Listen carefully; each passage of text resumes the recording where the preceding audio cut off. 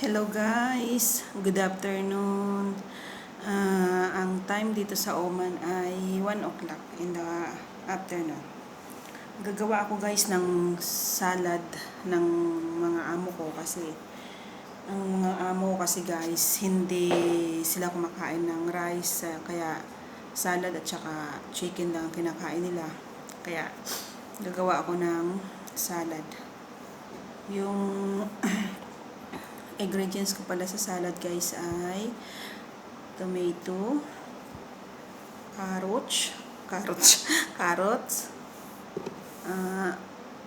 cucumber, lettuce, yung lettuce na ganito, lemon, and coriander. Yung sauce naman niya guys ay pagsasama-samahin ko yung konting yogurt. Konti lang guys, mga 2 spoon. Deep romance sauce. Olive oil siya guys, olive oil. Salt, black pepper powder, konting sugar. Saka lalagyan ko ng ganito guys, red beans. Ito. Ready to eat na to guys, kaya lang nilalagyan ko ng ganito. Pwede na kain ng ganito pero mas masarap siya pagka isama mo siya sa salad. Tsaka hahaluan ko siya ng konting pinakulong broccoli guys. Ang broccoli ko guys ay hiniwa ko siya ng maliliit. Tapos isang kulo lang guys, yung pagkulo ng tubig, lagyan mo ng konting asin, tapos lagay mo yung broccoli. Okay na yun guys, kasi nga naman hindi naman masarap pag ilata yung broccoli. Half cook lang na tinatawag guys. Kasama ko kasi guys, hindi siya nakagawa ng salata kasi nga biglang sumakit yung ulo niya, yung half side ng ulo niya, yung lip side. Ito, biglang sumakit yung ulo niya guys, kaya ayun, nandun siya sa kwarto. Sabi ng amo namin, pumunta sa ospital, pero natatakot naman siya guys kasi alam mo naman ngayon may pandemic. Sabi ko nga baka mamaya sa mata niya, kasi baka kailangan niya na magpalagay ng glasses sa mata. Kaya ayun, nasa kwarto siya nagpapahinga. Nakaluto naman na siya guys ng chicken. Inoven niya yung chicken. Ito guys, tingnan niyo yung chicken na niluto niya. Ito. Ayan, medyo sunog lang yung side, yung gilid ng Pyrex, pero naman siya guys, okay naman siya. Kanina niya pa yung niluto, kaya biglang sinumpong siya ng sakit ng ulo niya, na matinding sakit ng ulo. Kaya siya sa kwarto nagpapahinga. Ako na nga gumawa guys ng chai ng amo ko kasi nga biglang sumakit yung ulo niya. Kaya ako na ang gumawa. Sasabay ko na rin guys yung salata ng matandang lalaki, yung tatay ng madam ko. Kasi gusto rin yung kumain ng salata. Pag ako gumagawa guys ng salata, tinatanggalan ko ng buto yung kamatis. Pero yung kasama ko hindi niya tinatanggalan. Pero okay naman guys, parehas lang naman yun.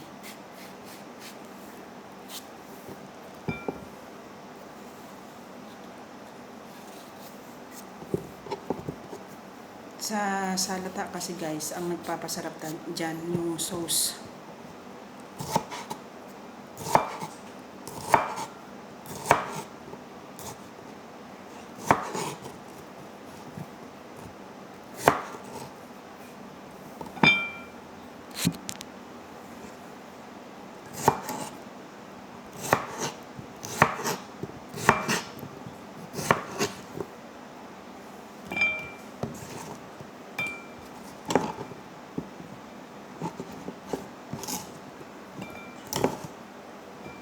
Carrots. Gadgarin ko na lang kaya to.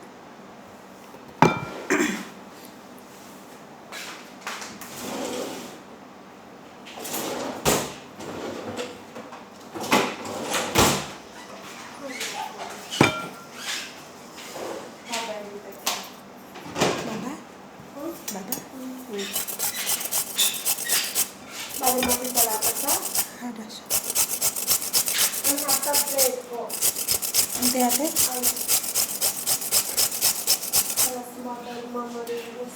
Yung kasama ko Sri Lanka guys, masakit yung kanyang tiyan.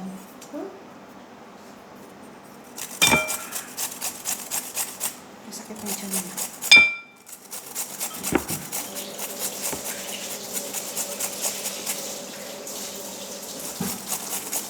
Gad-gad ko na lang yung carrots guys, oh. Pwede na yan.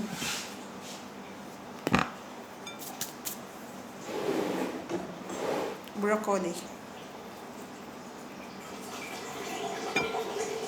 You do? Baba food.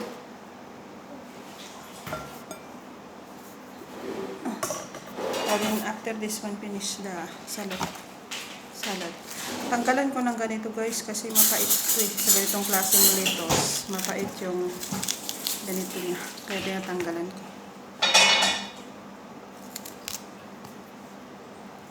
Hindi katulad ng isang klaseng lettuce guys na hindi siya mapait yung iceberg na lettuce yung bilog.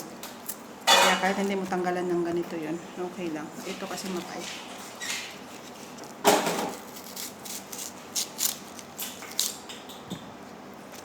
Wait, yan ya.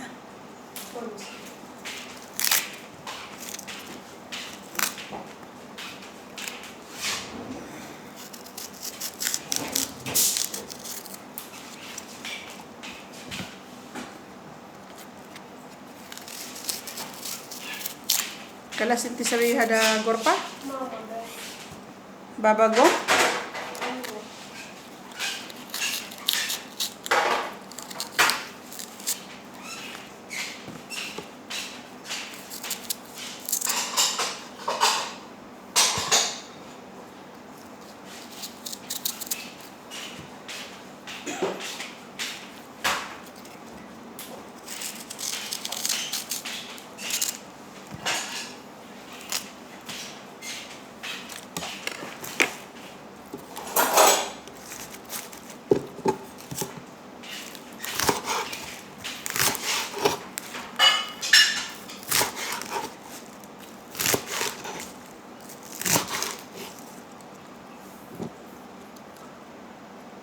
Tanggalin ito guys.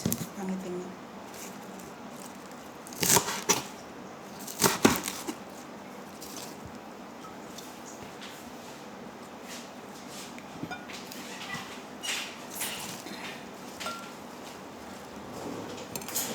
Wala na kasi kaming gulay guys. Kaya ito na lang. Kung ano na lang isip na nilagay na salad. Kasi gagawin salad kasi wala na kaming gulay. Ang hirap ngayon dito kasi ano. Tennis point, please.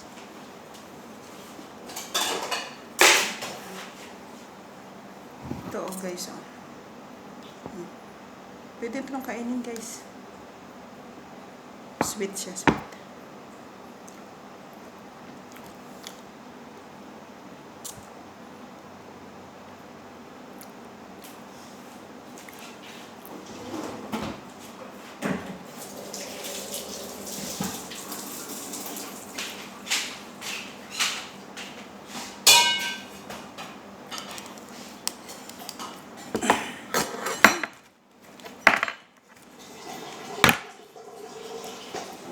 So, lagyan natin konting coriander. Ganito lang guys. Oh. Tapos gagawa ako ng sauce niya.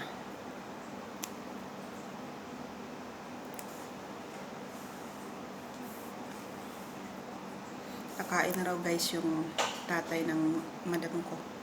Si Baba Mahmoud. He want to eat.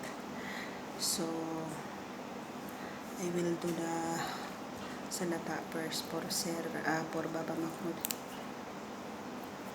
Sa yung mga amo kasi guys mamaya pagkakain ng mga 2:30 to 3 o'clock. Kaya okay lang na malate yung salad. Ito kasi si Baba Mahmoud kakain siya.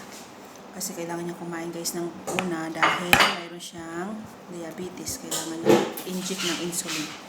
Nag-insulin na kasi yung si Baba Mahmoud.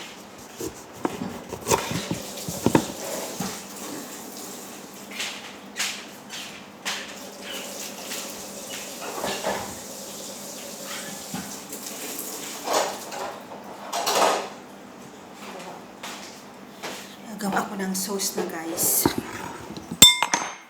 Una, lalagyan ko ng yogurt.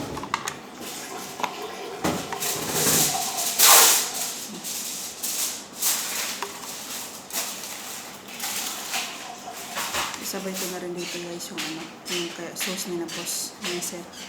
Bali, 4 na kutsarita guys na yogurt.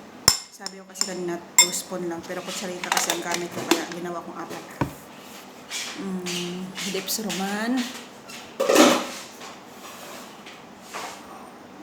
Dips Roman.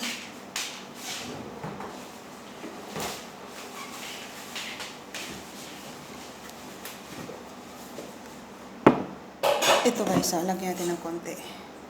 Yung Delicious Ranch dressing, garlic flavor.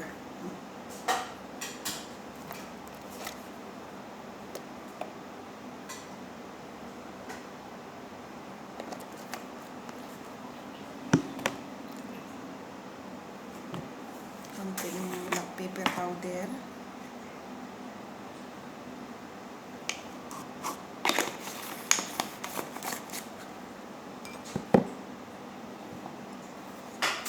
Sugar. Yung Dips Roman sauce guys, matamis na rin siya pero mas labaw yung mas yung asim niya. Kape tayo guys.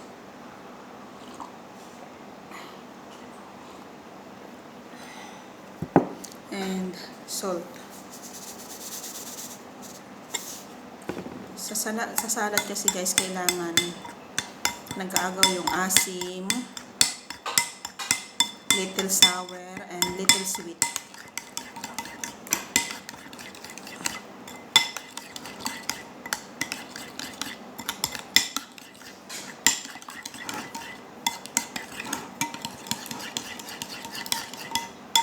Haluin lang natin ng mabuti guys kasi yung yogurt, nagbubuo siya pag hindi nahalo ng mabuti.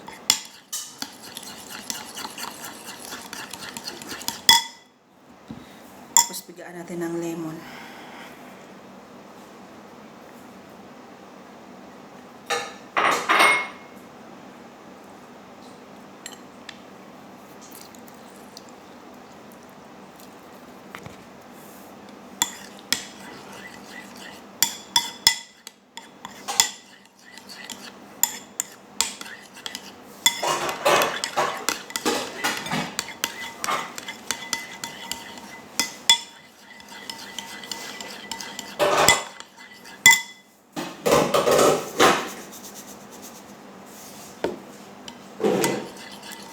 Ayan eh, sagir. Tapos lagyan natin ng guys, ng olive oil.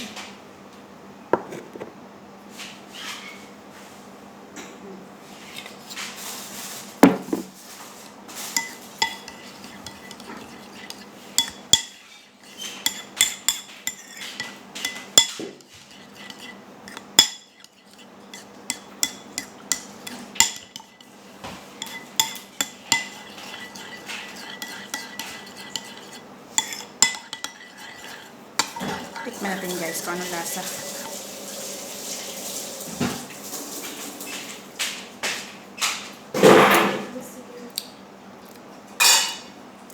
Konting lemon pa guys.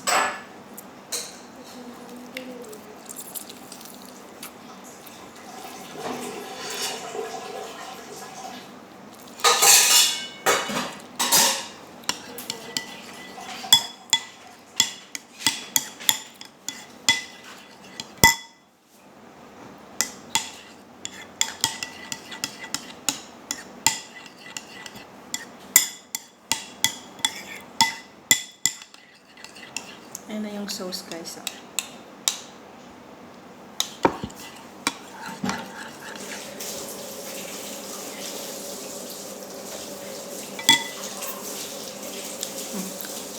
Pwede na siya guys. Masarap na siya.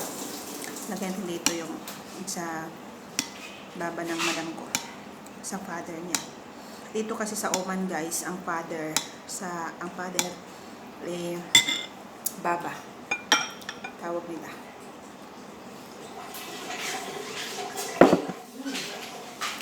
Good? Hello. Sarap daw guys, sabi ng kasama ko, Sri Lanka yung sauce. Kasi usually guys, ang salad, ang nagpapasarap kasi yung sauce. Ilagay natin ng coriander yung sa busko. Pag naglalagay ka ng coriander guys, ganito lang, ito lang tinatanggal namin, oh. Yung dahon lang na to, itong small leaves lang. Kasi hindi man masarap pag ihalo mo yung tangkay niya.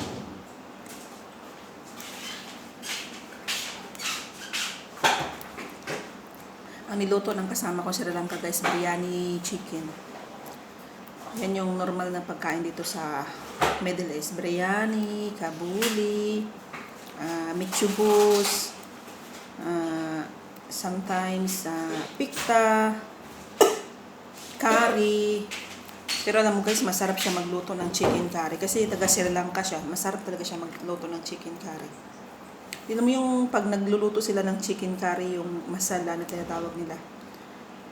Sa atin kasi, sa Pilipinas kasi, ang chicken curry, di ba, curry powder lang, tapos gata niya, halo sa gata. Dito marami pa silang mga nilalagay ng mga buto-buto, kaya masarap talaga yung curry nila. Good. Biryani chicken ang niluto niya ngayon guys. Yun na rin ang ipapakain ko sa mga alaga ko. Sige, masarap din naman ang biryani chicken. Ito siya guys, yung tinatawag na biryani, ganito yun. Ito. Ayan.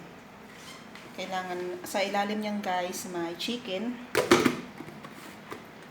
Yung chicken guys, ipipry mo muna bago mo i-mix sa rice. Yung rice kasi guys, ano siya, i-boil mo na may kasamang balat ng cinnamon, tawag to, yung cardamom seed. Yung cardamom seed guys, ganito to. Ganito ito guys. Pero pag naglalagay ka nun, dapat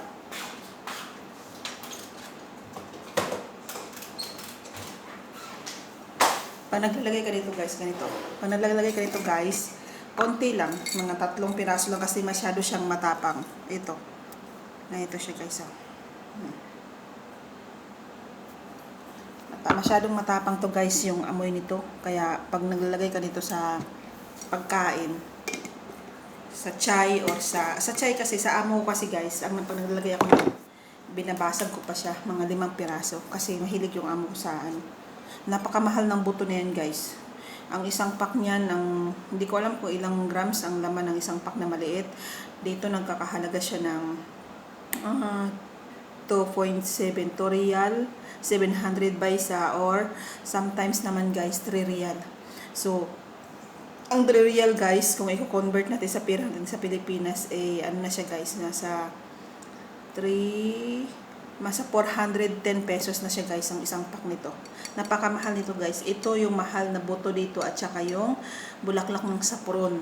Yung saffron guys, yung red yun guys, na maliliit na bulaklak siya, na usually siyang ginagamit din sa paggawa ng sweet, sa pagluluto ng mga pagkain ng Arabic food.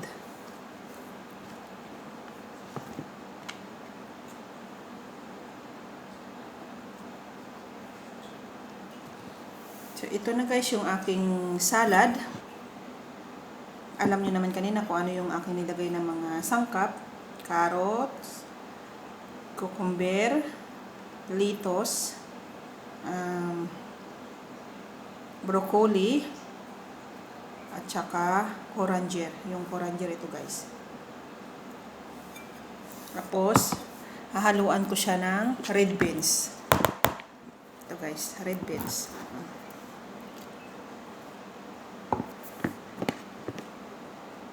May ano pa pala yan guys, tomato. Ito guys, masarap siya guys, hindi siya matamis, tama ng lasa.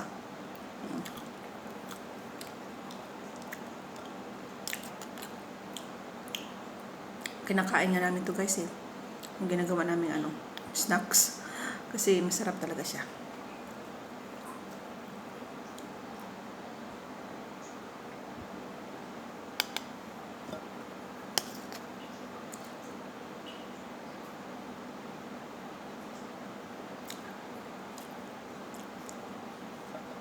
Wala na akong maisip guys na gagawing salad, kaya ito na lang. Kasi nga wala na kaming mga gulay-gulay. Kasi dito sa panahon ngayon, hindi na nagpupunta ng supermarket yung mga amo ko. Ang ginagawa na lang nila, nagbibigay kami sa kanila ng listahan kung ano yung mga kulang. As in-order na lang nila by online. Kasi napakadelikado nga guys sa supermarket pag pumunta ka.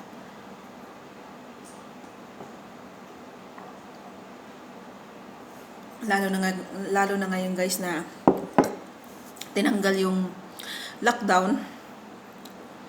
Kaya napakaraming kaso ng coronavirus dito. Sa isang araw nakakapagtala sila ng higit 1,000. Minsan kahapon nga yata ang naitala dito sa Oman ay sa Muscat lang guys ay nasa 1,014. Hindi ko lang sure guys, pero yun yata ang ano dito. Kahapon ang naitala, kahapon ng isang araw lang guys. Lagyan natin guys ng romance matamis to guys oh. Ang tawag diyan sa Pilipinas ay granada daw guys, pero dito sa Oman ay romance. Sa English ay pomegranate, yun. Ano siya? Sa English ay pomegranate yata to guys. Hindi ko lang alam. Basta yun na yun kasi alam nyo naman guys yung dila ko. Masyadong matigas. Tigas yung pagkakabigkas ko ng salita. Kaya mahirap. Lagyan natin guys para medyo matamis-tamis.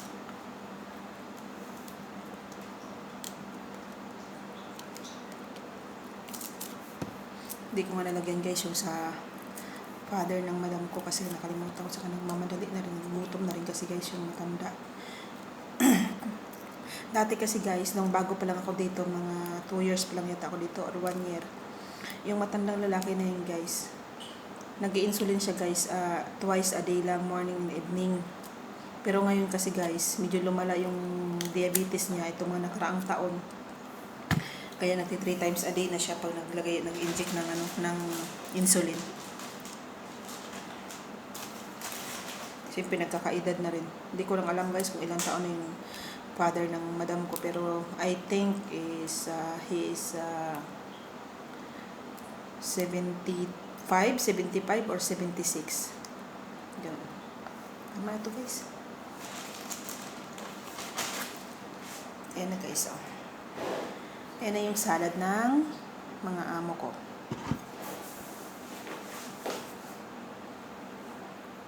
Ngayon guys, ang susunod kong gagawin yung pagkain naman naming mga katulong kasi nga wala kaming pagkain kasi nga yung kasama ko hindi nakapagluto. So magigisa ako ng ampalaya na may manok. Always na namin ginagawa yun dito guys pag may ampalaya. Kapag may dumarating na ampalaya kasi yung matandang babae nagbibigay, marami siyang mga kaibigan so nagbibigay ng mga gulay. Gagawa ko ng ampalaya, yun lang ulam namin. Kasi yung kasama ko nga guys masama yung pakiramdam niya kaya nagluto ako. Ewan ko lang guys kung anong magiging lasa. Kasi yung kasama ko guys, yung pure Tagalog, yung Tagalaguna, masarap talaga siya magluto.